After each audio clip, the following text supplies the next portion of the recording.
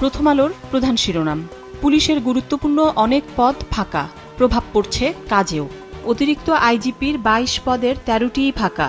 Super numerary আরও ৭ পদেও পদোন্নতি পায়নি কেউ। অন্যান্য পদেও একই অবস্থা। খবরটিতে বলা হয়েছে, পুলিশে অতিরিক্ত মহাপরিদর্শকের পদ রয়েছে ২২টি, এখন আছেন ৯ জন। বাকি পদগুলো চলছে চলতি দায়িত্বে। ২২ পদের বাইরে সুপার নিউমারারি অতিরিক্ত আইজিপির আরও ৭টি পদ আছে, সেগুলোতেও কাউকে পদোন্নতি দেওয়া হয়নি। অতিরিক্ত আইজিপি সহ গুরুত্বপূর্ণ আরও অনেক পদ ফাঁকা রেখেই চলছে পুলিশ। খবরটিতে আরও বলা হয়েছে, ১১৯ ডিআইজি, অতিরিক্ত ডিআইজি ও এসপি সংযুক্ত, তাদের পদ আছে, দায়িত্ব নেই। ৮২ ঊর্ধ্বতন কর্মকর্তা ওএসডি, ৫৭ জন এএসপি থেকে তদূর্ধ্ব কর্মকর্তা পলাতক। পদোন্নতি না হওয়া কর্মকর্তাদের মধ্যে ক্ষোভ। পত্রিকাটির আরেকটি গুরুত্বপূর্ণ খবরের শিরোনাম, মঙ্গল শোভাযাত্রার নাম বদলে এবার আনন্দ শোভাযাত্রা। বদলে গেল বাঙালির বর্ষবরণের মূল শোভাযাত্রার নাম। ঢাকা বিশ্ববিদ্যালয়ের চারুকলা অনুষদের আয়োজনে রাজধানীতে বের হওয়া মঙ্গল শোভাযাত্রার নতুন নাম হবে বর্ষবরণ আনন্দ শোভাযাত্রা। গতকাল এই সিদ্ধান্তের কথা জানিয়েছে বিশ্ববিদ্যালয় কর্তৃপক্ষ। ট্রাম্পের পাল্টা শুল্ক নিয়ে দুটি শিরোনাম। শেষ পর্যন্ত লড়তে মার্কিন পণ্যে ১২৫% শুল্ক চীনের। চীনা পণ্যে উচ্চ শুল্ক ট্রাম্পের, বাংলাদেশের সামনে সুযোগ। খবরটিতে বলা হয়েছে, উচ্চ শুল্কের কারণে চীন থেকে মার্কিন ক্রেতা প্রতিষ্ঠান ক্রয়াদেশ সরাবে, সঙ্গে বিপুল পরিমাণ বিনিয়োগও স্থানান্তর হবে। যুক্তরাষ্ট্র চীনের বাণিজ্য যুদ্ধের কারণে বৈশ্বিক বাজারে অস্থিরতা থাকবে, তাতে স্বল্প মেয়াদে পণ্যের চাহিদা কমে যেতে পারে, তবে মধ্য ও দীর্ঘমেয়াদে বাংলাদেশের জন্য সোনালী সময় আসবে। প্রথম আলোর শেষের পাতার আরেকটি গুরুত্বপূর্ণ খবর, সাভারে দিন দুপুরে আবার দুটি চলন্ত বাসে ছিনতাই। গতকাল দুপুরে সাভার পুলিশ টাউন এলাকায় এবং সেখান থেকে ৭ কিলোমিটার দূরে ছিনতাইয়ের এসব ঘটনা ঘটে। সমকালের প্রধান শিরোনাম, দলীয় কোন্দলে ৮ মাসে ৫১ নেতাকর্মী নিহত। প্রসঙ্গ বিএনপি। খবরে বলা হয়েছে, কর্মীদের মধ্যে রেষারেষি, নেতাদের মধ্যে বিরোধ, মূল সংগঠনের সঙ্গে অঙ্গ সংগঠনের মতভিন্নতা, স্বার্থের দ্বন্দ্ব, এলাকায় আধিপত্য বিস্তার নিয়ে গত ৮ মাসে সংঘর্ষে ৫১ নেতাকর্মী নিহত হয়েছেন।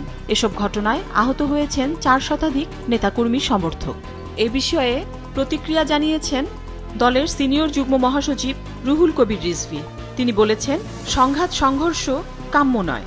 পত্রিকাটির আরেকটি গুরুত্বপূর্ণ খবর, সিলেট বিমানবন্দর দিয়ে শুরু হচ্ছে কার্গো ফ্লাইট, ট্রান্সশিপমেন্ট বাতিল।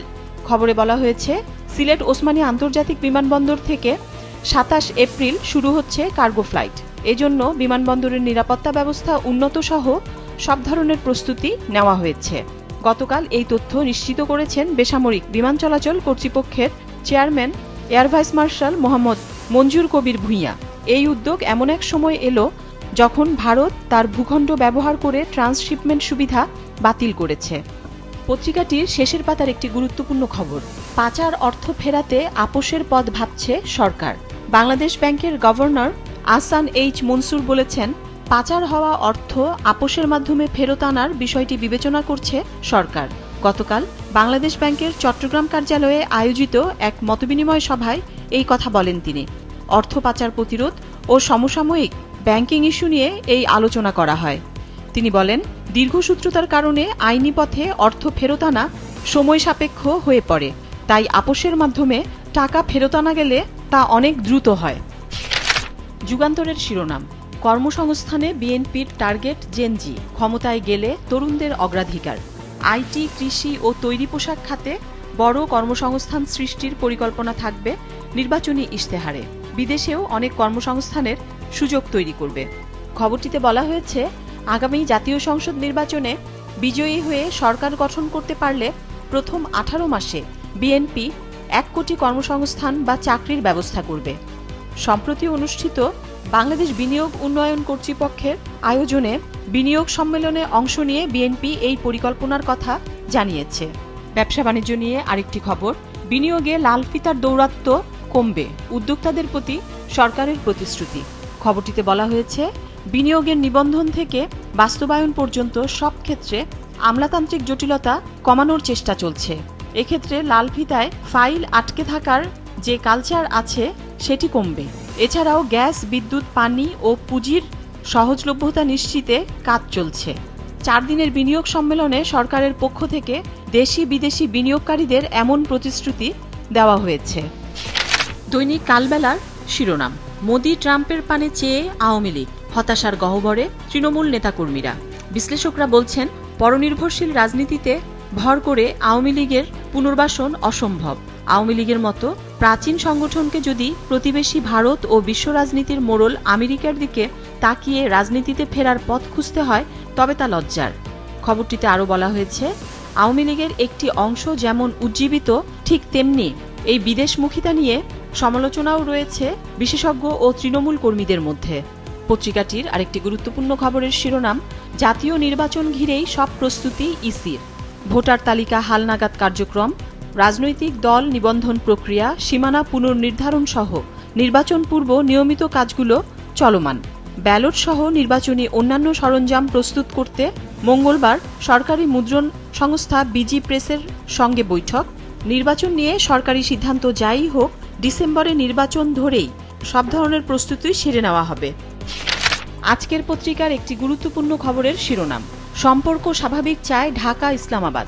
প্রায় 1.5 দশকের অচলাবস্থা কাটিয়ে বাংলাদেশ ও পাকিস্তান নিজেদের মধ্যে কূটনৈতিক সম্পর্ক স্বাভাবিক করতে চায়। সম্পর্ক এগিয়ে নিতে আগামী সপ্তাহের শেষ দিকে ঢাকায় আসছেন পাকিস্তানের পররাষ্ট্র সচিব আমনা বালোচ। আর এ মাসের শেষ দিকে আসতে পারেন দেশটির উপপ্রধানমন্ত্রী ও পররাষ্ট্রমন্ত্রী আহমেদ ইসহাক দার। কূটনৈতিক সূত্রের তথ্য অনুযায়ী 17 এপ্রিল ঢাকায় দুই দেশের পররাষ্ট্র সচিব পর্যায়ে বৈঠক হবে। প্রায় 15 বছর বিরতিতে এই বৈঠক অনুষ্ঠিত হচ্ছে। দেশ রূপান্তরের শিরোনাম, নিবন্ধনের আবেদনে দোটানায় নতুন দল, নির্বাচন কমিশন। ত্রয়োদশ জাতীয় সংসদ নির্বাচন ঘিরে নতুন রাজনৈতিক দলের নিবন্ধনের জন্য গণবিজ্ঞপ্তি প্রকাশ করেছে নির্বাচন কমিশন। এজন্য 40 দিন সময় দিলেও গত 30 দিনে মাত্র একটি দল নিবন্ধনের আবেদন করেছে। বিষয়টি রাজনৈতিক অঙ্গনে নানা প্রশ্নের জন্ম দিয়েছে। কমিশন অবশ্য বলছে, একাধিক দলের সঙ্গে তাদের কথা হয়েছে, তারা শিগগিরই আবেদন করবে। এদিকে রাজনৈতিক নেতারা ও বিশ্লেষকরা মনে করছেন, নিবন্ধনের কঠোর ও জটিল শর্তাবলীর কারণে দোটানা তৈরি হয়েছে। কেউ মনে করছেন, নির্বাচনী ব্যবস্থা সংস্কার বিষয়ক কমিশনের সুপারিশ বাস্তবায়িত না হলে অধিকাংশ দল নিবন্ধনে আগ্রহ দেখাবে না। বাংলাদেশ প্রতিদিনের প্রধান শিরোনাম, সমমনাদের আসন ছাড়বে বিএনপি, 80 থেকে 100টিতে ছাড় দেওয়ার ভাবনা, সম্ভাব্য তালিকা করছেন তারেক রহমান। পত্রিকাটির আরেকটি গুরুত্বপূর্ণ খবর, ঢাকার বাইরে বেহাল স্বাস্থ্যসেবা, নষ্ট যন্ত্রপাতিতে খুঁড়িয়ে চলছে হাসপাতাল, গ্রামের রোগীদের স্রোত ঢাকামুখী, জনবলের সংকট তীব্র। কালের কণ্ঠের প্রধান শিরোনাম, জলদস্যুর উৎপাতে আবারও অশান্ত, প্রেক্ষাপট সুন্দরবন ও কক্সবাজার। সুন্দরবনের সক্রিয় 10 বাহিনী, 10,000 থেকে 1 লাখ টাকা পর্যন্ত মুক্তিপণ আদায়, বাধা পেলেই করছে গুলি, আত্মসমর্পণ করা অনেকে ভিন্ন পেশায়।